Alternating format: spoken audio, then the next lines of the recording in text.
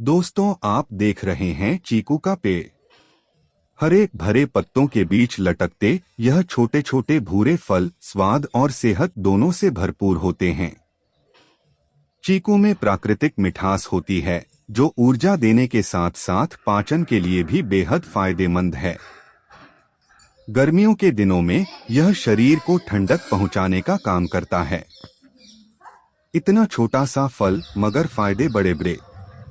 अगर आपको चीकू पसंद है तो वीडियो को लाइक कीजिए और चैनल